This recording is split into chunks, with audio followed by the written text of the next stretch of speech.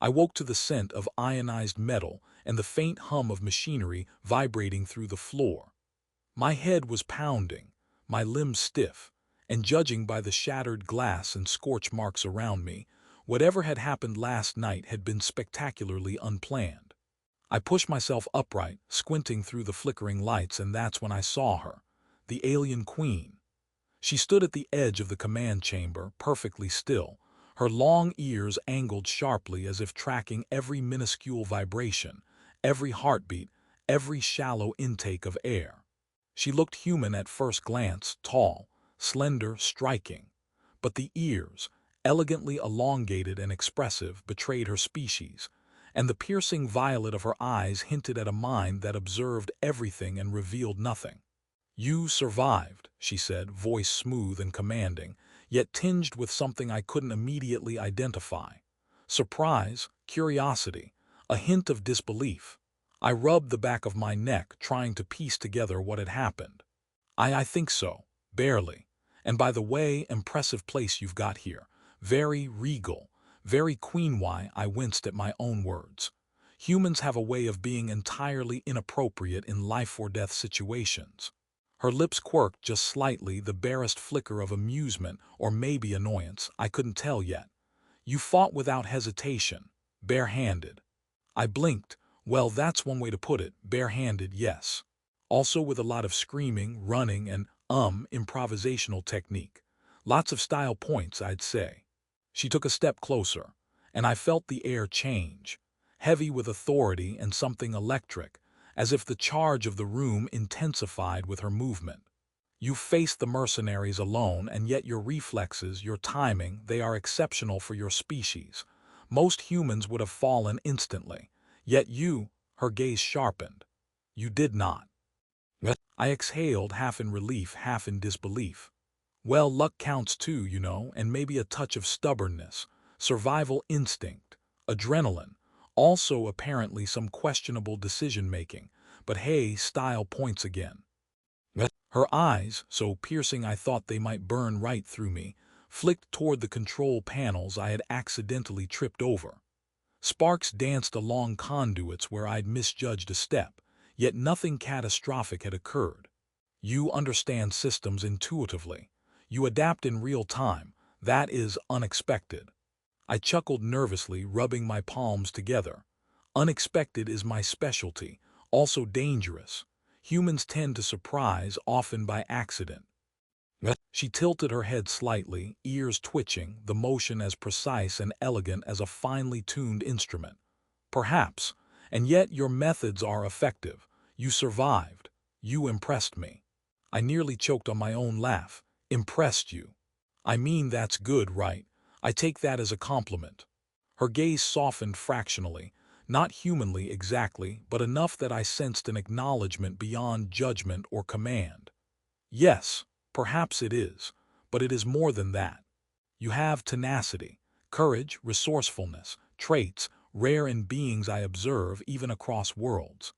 I leaned against a console, still feeling the adrenaline of the fight, trying to let the words sink in. "Traits, rare. Courage, tenacity, resourcefulness. Got it. Basically, I'm special, terrifyingly special, apparently." Her lips curved ever so slightly, just enough for me to notice. "You are not as predictable as I expected. This is intriguing." I shook my head in disbelief, a laugh escaping me despite the tension. "Intriguing, huh? I've been called worse. Mostly by coworkers and a few exes, but intriguing works." Her ears twitched forward, a subtle indicator of approval or perhaps calculation. "You make light of danger. Humor persists. It is adaptive, a useful quality in extreme conditions." I paused, realizing that she wasn't just observing me. She was analyzing every movement, every reaction, every word. And somehow in that process I felt a spark of connection, tenuous and fragile but real. "Adaptive, huh? That's comforting, also terrifying, mostly terrifying." She stepped closer, and the gravity of her presence was almost physical, her aura commanding yet strangely magnetic. "You are capable of more than expected. Your instinct, your improvisation, it is remarkable. You are unlike any human I have encountered. I swallowed, trying to steady my racing thoughts. Well, I've been called a lot of things. Remarkable is a new one. I'll add it to my resume. Her eyes lingered on me, scanning, calculating, yet I detected an undercurrent of fascination. Perhaps you will survive further trials. Perhaps you will teach me something about your species. You are intriguing and unpredictable. I laughed, shaking my head. Unpredictable, yes, that's my default mode. Teaching you about humans, that could be dangerous for both of us, but I'm game if you are. Her lips curved faintly, ears flicking in a rhythm that suggested thought, amusement, and something else, something I couldn't yet name.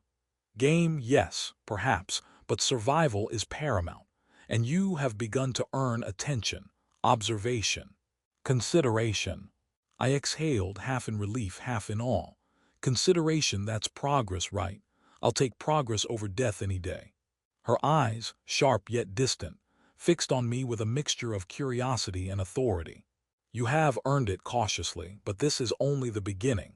You must learn, you must adapt, and perhaps you will teach me to see beyond expectation. I straightened, bracing myself against the console, and the realization that my life had changed in a single, chaotic encounter. Seeing beyond expectation, adapting, surviving, I'm good at all three, apparently. Let's hope I can keep the streak alive. She nodded once, the movement precise, elegant, and terrifying in its subtle power. Then, let us begin. Your trial is survival, and perhaps something more. Prepare, human, your actions will be observed, carefully. And as she turned, ears flicking with the faintest sign of intent, I realized that the danger, the humor, the unpredictability, and the strange, nascent bond between human and queen were only beginning. And somehow, I was ready for it. The next cycle of the outpost's rotation brought no relief. If anything, the corridors seemed narrower, the hum of machinery louder, and the scent of charged air sharper in my nostrils. I had been summoned to the Queen's private observation chamber, a place that combined alien elegance with the quiet hum of a command nexus. Panels floated in midair, projecting star maps, energy grids, and schematics of vessels I could barely pronounce, let alone comprehend.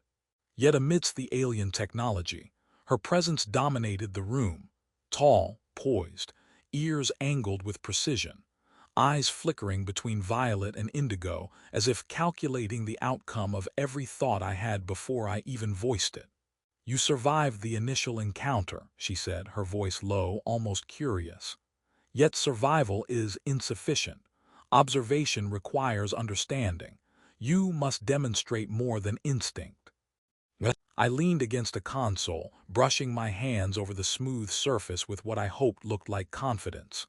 Understandable. More than instinct, got it. But between you and me, instinct is my best feature. Everything else is aspirational. Her ears twitched sharply, and I had begun to recognize that motion as the alien equivalent of a raised eyebrow. Humor persists. It is peculiar, yet it has value. It masks fear, yet reveals thought patterns. I laughed a little too loudly, but she didn't interrupt. Thought patterns, huh? Well, lucky for you, mine are often messy, chaotic, and entirely unpredictable. You'll get a full demonstration if you're careful. She moved closer, the air subtly shifting around her.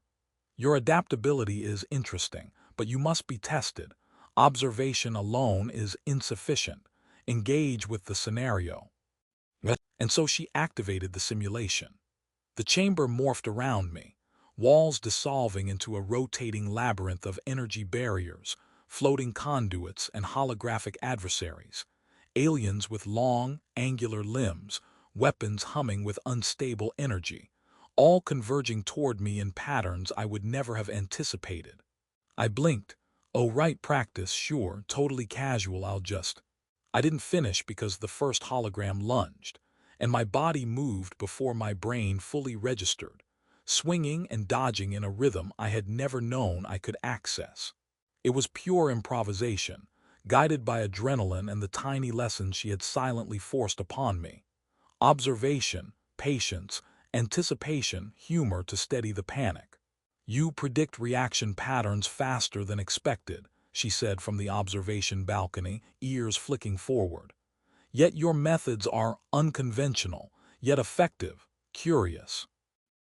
I stumbled through a series of leaps and rolls, barely dodging a simulated plasma whip, and muttered under my breath, "Unconventional is my middle name or maybe my first.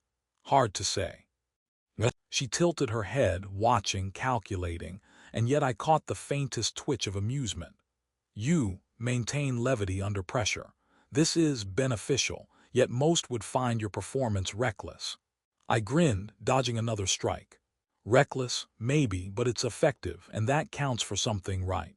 She didn't answer directly, only flicked her ears in a precise, rhythmic motion. I had learned over the last cycle that this often indicated contemplation or approval, sometimes both. The simulation intensified, a web of energy and holograms spinning faster, forcing me to improvise in ways I didn't think possible. I leapt onto a floating conduit, caught an energy pulse to redirect it, and narrowly avoided being struck by a spinning hololance. "Okay," I panted, "this is either really training me or slowly killing me. Fun either way." Her voice echoed, calm, measured, almost musical. "Fun is subjective. Learning is objective, yet you navigate both. Your adaptation is impressive, unexpected." I laughed despite myself, a shaky, breathless sound. "Unexpected? You think this is unexpected? You have no idea. Yesterday I tried to use a fire extinguisher as a lever. Didn't work. Almost blew a corridor in the process." Her ears flicked sharply and she moved closer to the projection, one hand extended in subtle adjustment, realigning the energy patterns. "Your errors are noted, yet you learn from them quickly. That is remarkable. Few humans survive this intensity." I ducked under another hololance, flipping over a conduit with barely any grace. "Remarkable. Sure, I'll take it. Although, honestly, I feel like a pancake pressed between physics and fate." Her lips curved ever so slightly, ears swaying minutely, and I realized she was amused. Not openly, not indulgently, but the faintest acknowledgement of my chaotic humor. Amusement, noted. It is unusual, yet it facilitates clarity of thought. Perhaps humor is an asset to survival. By the end of the simulation, I was exhausted, covered in the faint residue of energy dust, heart hammering and mind buzzing. And yet, I had done it. I had navigated the impossible patterns, improvised solutions, and survived. Not just survived, but adapted in ways that apparently defied expectation. She approached, silent, eyes fixed on me with that piercing intensity. "You endure, you adapt, you persist, and yet you engage with levity. This combination is rare. You have earned consideration." I exhaled, wiping my hands on my pants, which now felt absurdly insufficient for a galactic warrior queen standards. "Consideration, got it. We'll take that. Keep the rest of the rare combination in mind, please. Also, maybe throw me a medal at some point." Her ears flicked, a rhythm that conveyed both acknowledgement and subtle amusement. "Medals are trivial. Observation, evaluation, and survival are meaningful. You have demonstrated growth. You have changed since first encounter. And perhaps," she paused, tilting her head, the faintest flicker of curiosity in her violet gaze, "perhaps you will continue to do so." I straightened, feeling the surge of adrenaline fade and a new awareness settle in its place. Continue to change, adapt, survive, got it. Also, try not to die dramatically if possible. Minimal dramatic dying. Her ears twitched just slightly, almost imperceptibly, and I realized she had caught the joke. Humor persists. It is tolerated, perhaps even appreciated. For now. And in that moment, I understood the delicate balance forming between us, an intricate dance of respect, challenge, amusement, and curiosity. I had survived her trials, but more importantly, I had begun to navigate the strange, exhilarating, and unpredictable bond between a human who laughed at danger and an alien queen whose admiration, though reluctant, had begun to take root. The chamber hummed softly, the holograms faded, and I exhaled, realizing that this cycle of learning, testing, and subtle connection was only beginning. And for the first time, I felt that I wasn't merely surviving. I was part of something larger, something unpredictable, and something that could very well change both of us. The air inside the Queen's command chamber was thick with anticipation, charged with an energy that felt almost alive. It was the day of the final evaluation, or perhaps, in her mind, the day of the ultimate test of trust. The corridors of the alien stronghold had never seemed quieter, the hum of the floating panels and conduits ringing in my ears like a heartbeat waiting to be measured. I stood at the center of the chamber, muscles tense but ready, knowing full well that whatever came next would require more than reflexes or improvisation. It would demand understanding, cooperation, and a level of composure I wasn't sure I had. Yet, she appeared at the far end of the chamber, moving with her usual grace, ears flicking with sharp precision as her eyes scanned me and the surrounding environment. Her presence had changed since our first encounter. There was less of the rigid authority, more of a subtle openness, though it was masked beneath layers of discipline and expectation. She didn't speak immediately, letting the tension settle, letting me feel the gravity of her scrutiny. Then finally she spoke, her voice smooth, resonant, and tinged with a curious amusement. You have endured the trials, you have adapted, yet now you must integrate knowledge, instinct, and perception. Alone it is insufficient. Together, perhaps. She gestured toward the simulation field that had reformed around us, pulsing with alien energy and the holographic forms of threats we had yet to face. I exhaled and offered a lopsided grin. Together, huh? You're finally admitting teamwork is a good idea. I knew it. I'll try not to take all the credit for us winning. Her lips twitched ever so slightly, ears flicking forward. Credit is trivial. Survival, strategy, understanding are not. You understand. I nodded, understood, also terrified, but mostly understood. The simulation came alive, more intricate than ever before. Floating platforms rotated, energy barriers pulsed in irregular patterns, and holographic enemies, tall, angular, and armed with weapons that hummed with unstable energy, converged from multiple directions. I had survived improvisation and instinct, humor and chaos, but this required synergy. Observe, adapt, respond, she instructed, her eyes locking onto mine. We are a unit. Mistakes are shared. Success is collective. I felt a strange mixture of exhilaration and anxiety, and then, almost instinctively, I followed her cues. She moved like a storm of calm precision, anticipating attacks, deflecting energy surges, and creating openings I could exploit. I mirrored her motions, diving, leaping, striking where she indicated, improvising when she left gaps, and finding a rhythm that was both mine and hers. Impressive. Coordination, she commented, her voice almost musical over the hum of the simulation. Yet you integrate humor even now. You distract and redirect focus. Unpredictable but effective. I dodged a plasma whip and muttered under my breath, unpredictable is my signature move. You'll get used to it, or not. Either way, it's fun. Her ears twitched sharply and I caught the faintest flicker of a smile, or what I would call a smile on her species. Fun is acknowledged. It is effective for morale. You possess qualities beyond mere survival. We moved as a seamless unit, anticipating and reacting in a flow that was more instinct than thought, more cooperation than command. Holograms fell back, energy barriers shifted, and the pulse of the field began to stabilize. I felt the culmination of everything I had learned.